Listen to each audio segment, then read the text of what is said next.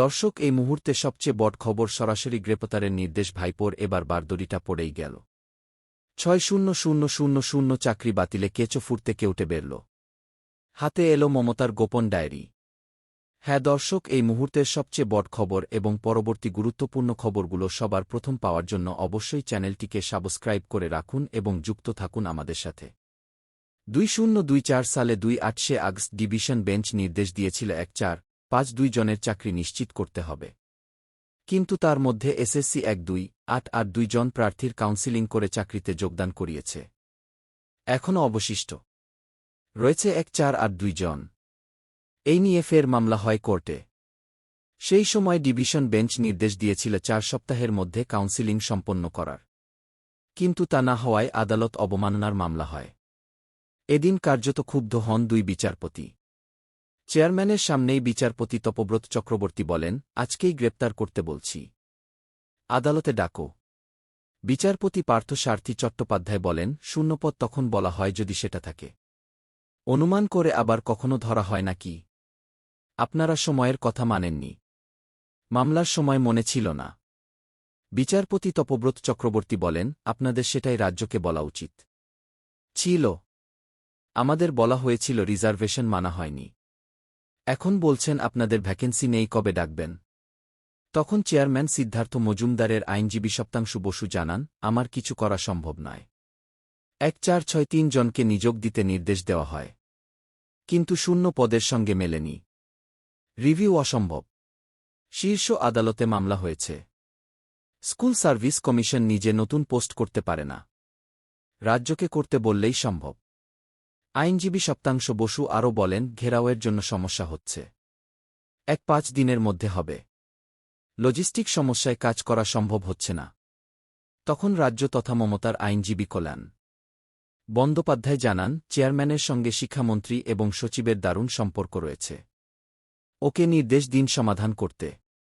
SS adamant কোনো নিযোগ করা হচ্ছে না। তখন বিচারপতি তপব্রত চক্রবর্তী জানান, আমরা সমাধান করতে চাই। এটা রুজি রুটির বিষয়।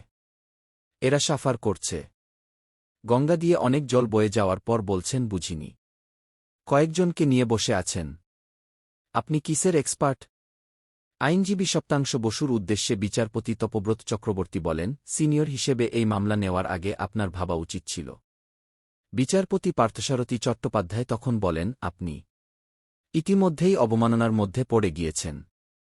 কাজ কবে শেষ হবে সেটা স্পষ্ট করে বলুন। বিচারপতি তপব্রত চক্রবর্তী জানান, ১-৬ তারিখের মধ্যে যাবতীয় কাজ শেষ করার চেষ্টা করুন। চেয়ারম্যানকে বাড়িতে বসে ভাবতে বলুন, উনি ডিভিশন বেঞ্চের অবমাননার মুখে।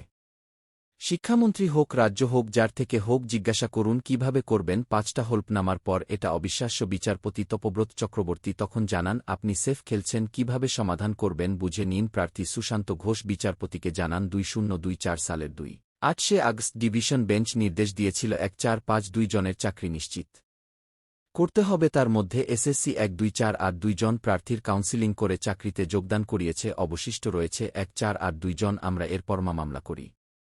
আদালত বলেছিল ৪ সপ্তাহের মধ্যে কাউন্সিলিং সম্পন্ন করার, কিন্তু দেখলাম সেটাই হল না। সেই আদালত অবমাননার মামলায় আজ বিচারপতি জানান, আগামী ১-৬ মের মধ্যে আমাদের কাউন্সিলিং করে এই রিপোর্ট পরবর্তী শুনানির দিন জমা দিতে হবে। অর্থাৎ এদিন কলকাতা হাইকোর্টের তোপের মুখে মমতা বন্দ্যোপাধ্যায়, ভাইপো অভিষেক ব্যানার্জি সহ সিদ্ধার্থ মজুমদার। ২০১৬ আপার প্রাইমারির নিয়োগ এখনও কেন শেষ হয়নি? এমনই প্রশ্ন আদালতের। শিক্ষামন্ত্রী হোক বা রাজ্যের যে কেউ, কাকে বললে সমাধান হবে? খুঁজে বের করে সমাধান করুন। মন্তব্য বিচারপতি তপব্রত চক্রবর্তী এবং বিচারপতি পার্থসারথী চট্টোপাধ্যায়ের ডিভিশন বেঞ্চের। আগামী ১-৬ মে মামলার পরবর্তী শুনানি রয়েছে। নিযোগ কিভাবে হবে সবটা জানাতে হবে আদালতকে।